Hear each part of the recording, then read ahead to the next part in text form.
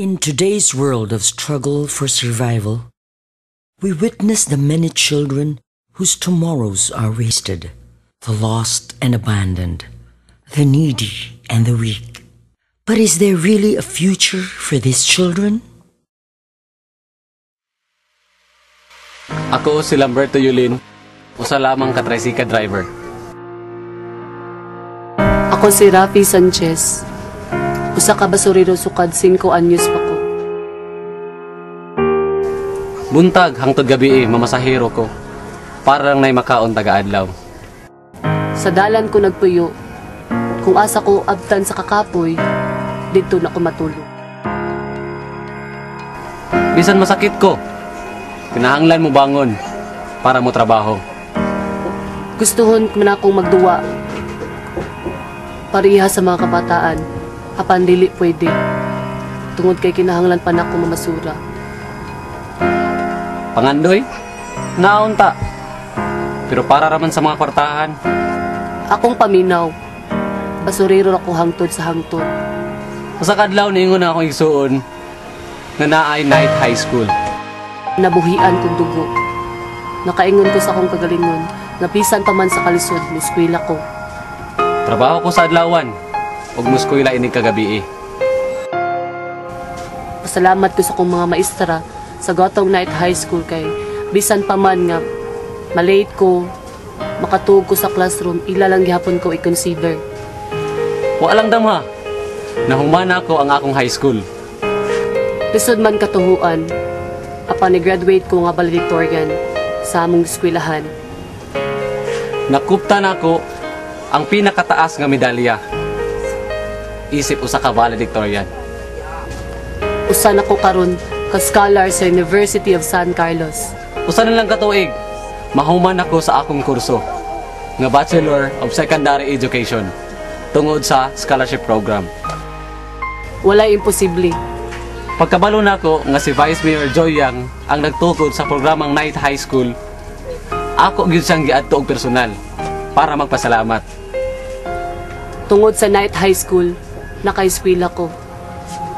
Ug nakaingon ko nga ang edukasyon dili lamang sa mga tao nga kwartahan, apan para po di ay sa mga kabus sama nako. Mao na ni ang sinugdanan sa maayo na kong ugma. Yes, mao na gid ni. Reality is, children have hopes. Children have dreams. Dako nga tabang na ako Night High School Gusto ko mo eskwela para maka-abroad ko. para matagan ako og nindot nga future ang akong pamilya. Gusto ko mo eskwela para mahimong policewoman. Education has been offered to children from all walks of life. Night high schools, day high schools, science elementary schools, science high schools, college schools, nursery schools, Muslim daycares, alternative learning system, parent patrol, and other projects building new classrooms for elementary, high school, and for college.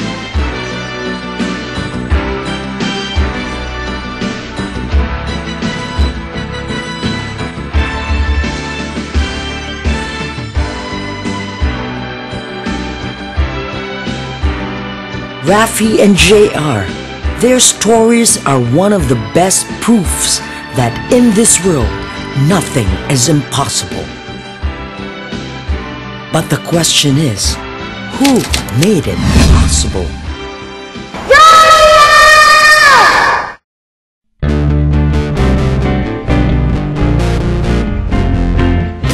Si Joy ang idolo sa tanan! Latina sa kabataan! Maayong kaugmaon iyang gihatagan, pinaagi sa edukasyon, pinaagi sa edukasyon. Joy to the world, joy for Cebu. Mga sugbuanon atong pilion. Joy for you and me. Joy to the world, joy for Cebu. Mga Subuano natong pilion, joy for you and me. Let me tell you about his night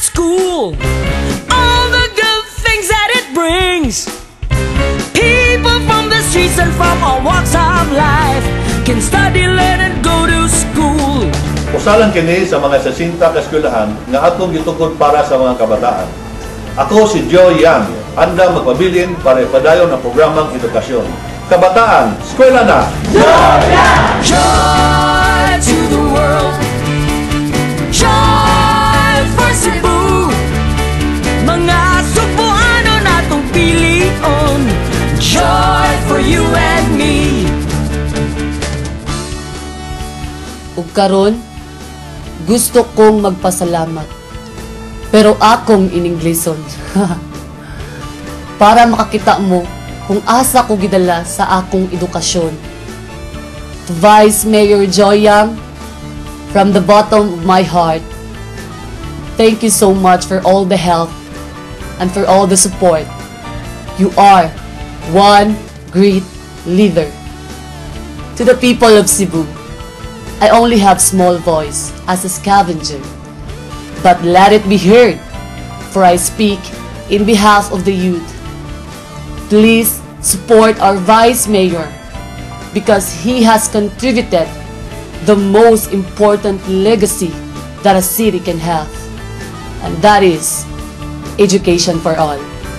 To Vice Mayor Joy Yang, being the father of education, I salute you. Joy for Cebu, mga Cebuano at pilion. Joy for you and me. Joy! Joy! Joy Yang for Vice Mayor.